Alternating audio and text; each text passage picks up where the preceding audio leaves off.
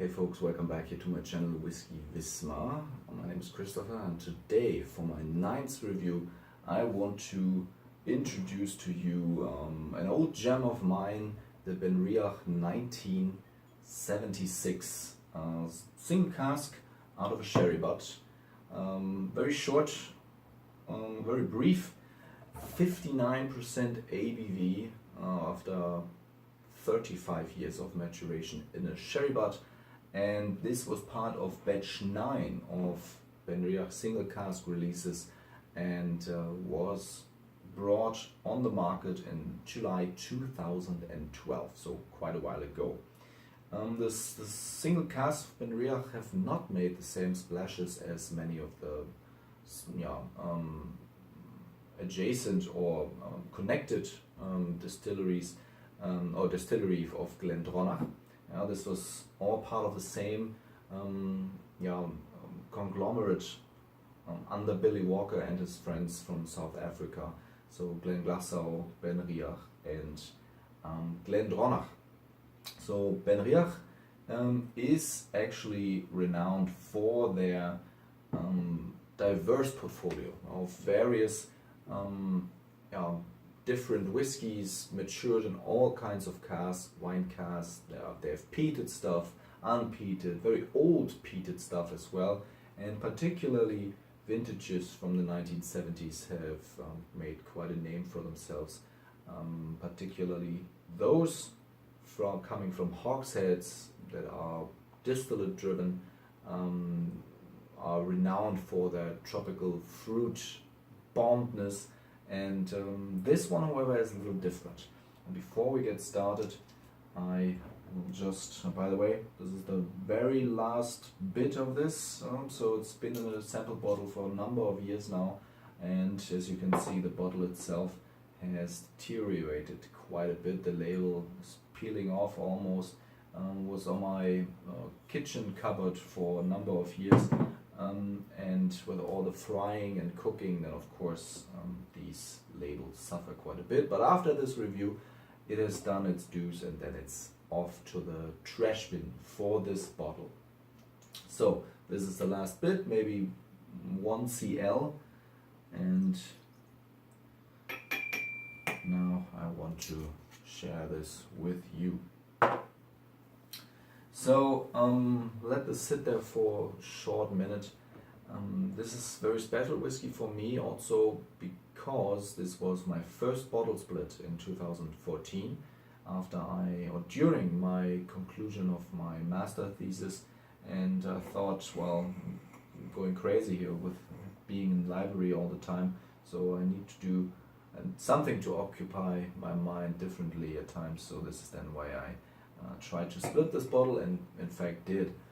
And it was quite a daunting task, because back then this bottle was already 299 euros, and this is really quite a bit. So this is and as it happens to be, and as it was one of the 10 cl samples worth more than 40 euros vanished during postage, and was lost somewhere by our German parcel service, the Deutsche Post. And of course I was pretty taken aback by this. I mean, it was my first bottle split, and then on this very expensive bottle already one of the samples was lost. So I recompensated the buyer from that sample for that sample, and just got him his money back. But today I wouldn't do it anymore. You just can't make guarantees. The liability is actually always on the buyer when it comes to samples or privately shipping bottles like this. So tricky thing to do, and you always have to be wary of the risks of sending expensive liquor by mail. Many more bottle splits followed, and this is the only instance where this has ever happened to me from buyer's side, and when it comes to me buying samples, it never happened. I never did not receive my samples. They always arrived perfectly fine. Now, coming back to this whiskey, the aromas are already everywhere here. So yeah, the last drop of this very old bottle. So let's see how it fares. It's intense, it's dark, it's old. This smells old. It's lots of oak.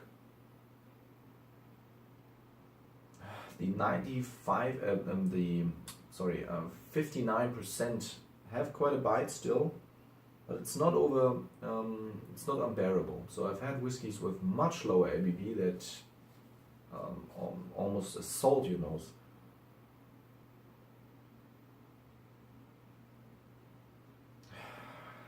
Tons of prunes, raisins, figs, dried figs, fig syrup, and varnish, furniture, Polish, even a little bit of smoke. This is actually an unpeated release. They have peated whiskey that is then labeled peated for those single casks, but I reckon in the 1970s maybe a few ppms were left somewhere in the process of making this, and maybe it's from the distillation itself. Sometimes with very old sherry casks you do have the tendency to get associations for smoky components. It's not peat per se, so iodine, TCP, bandages and all that. No, it's different. Like the faintest of smoldering wood. This is such a gorgeous nose, really. So I would even go so far and call this full of tertiary aromas, so leather, old books, old dusty books, particularly the kind that we have here in former East Germany that were issued from the state and that now have the trouble of sort of disintegrating due to the lackluster composition of pulp that they used. So this is what you have here as well, so a dusty component, but not cardboardy or anything that you might find in other not well made sherry drams, not at all. And now also a little bit of tropical fruit.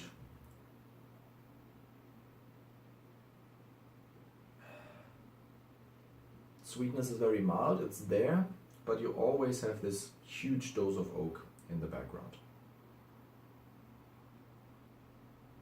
This varnish note I mentioned is even morphing into something I would associate with engine oils, lubricants, stuff like that you would find in a tool shop.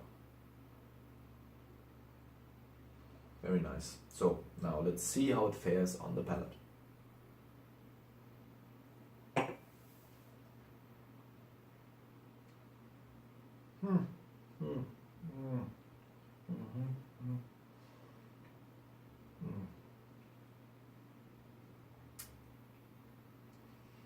Wow, this is strong stuff. So the 59% definitely show. It's not assaulting you with alcohol alone, but the oak is so heavy, it drives your salivation immediately, and then due to the effects of the alcohol sucking out all the moisture and the water from your taste buds and everywhere, but then the oak pushes hard, so it's almost like chewing chilies. Now it's gone. Again, it's very pleasant once again, but still a little bit of dryness here in the back, and all in all, not sweet at all. No. It's very dry, but at the same time it offers, sort of lets you glimpse beneath all this alcohol what's there to discover. And this is what I try to do now by adding a little bit of water. So, some water. It can swim, definitely.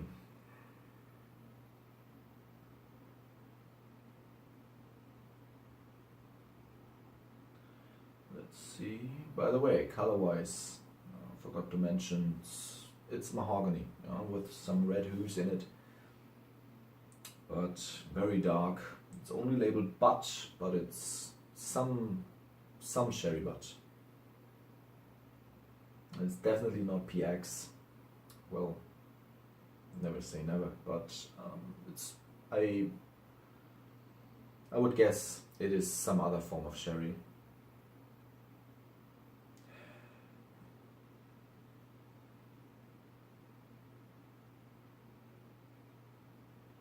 It stays pretty intact on the nose. Now the oak is a little bit, has receded a little bit. You have more sort of coffee notes now on the nose as well.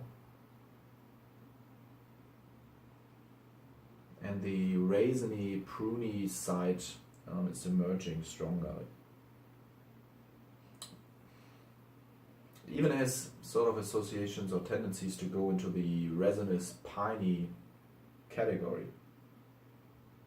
This is how active the wood was.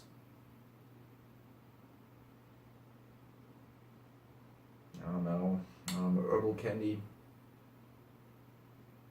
but on the nose still some sweetness to be found. So now on the palate.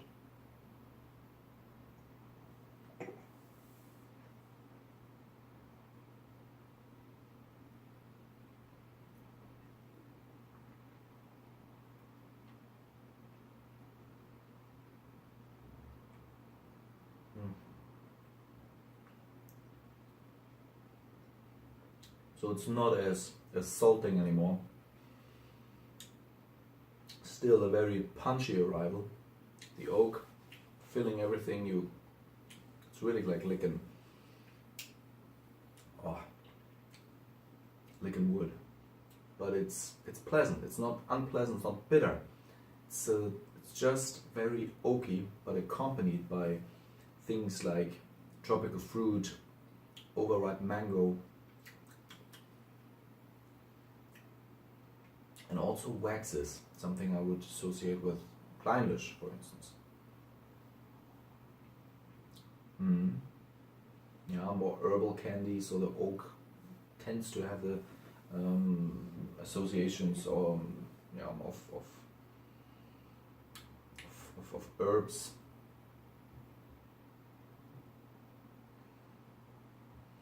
It's just greatly complex. And after all this time in the sample bottle, 4 years, more than 4 years,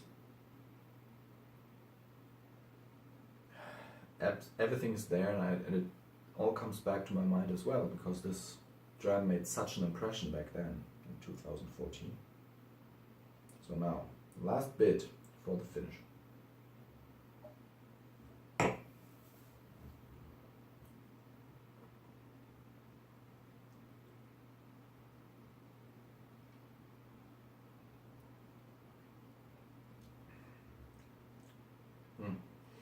Yeah, it's oscillating between the tropical fruit character that might come from the distillate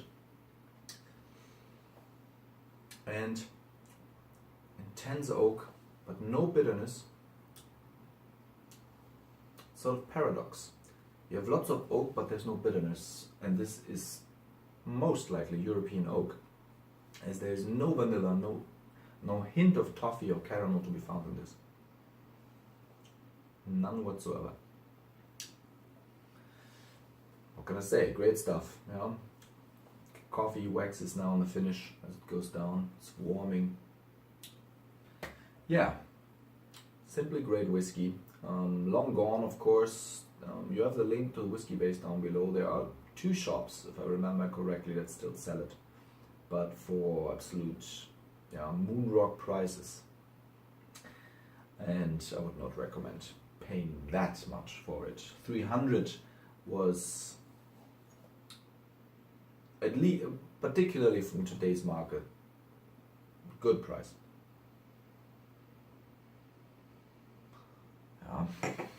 Now with a little last drop in it, even goes to coriander and caraway.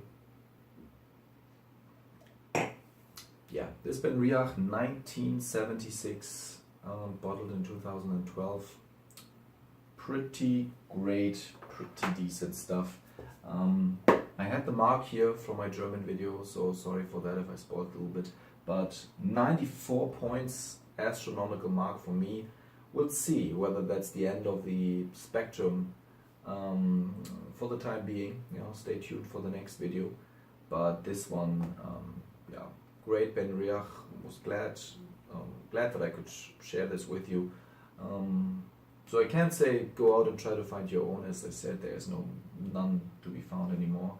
Maybe it pops up on auctions someday, and if you can shoot it for at most 500, then this might be worth it. But considering the color and the craze for sherry whiskies, it would certainly most likely go to a much higher price point and hammer price in the end. Yes, as I said, stay tuned, and then I hope you have a great day, and we'll continue to watch my videos. Leave me a like, comment or subscribe, and bye bye.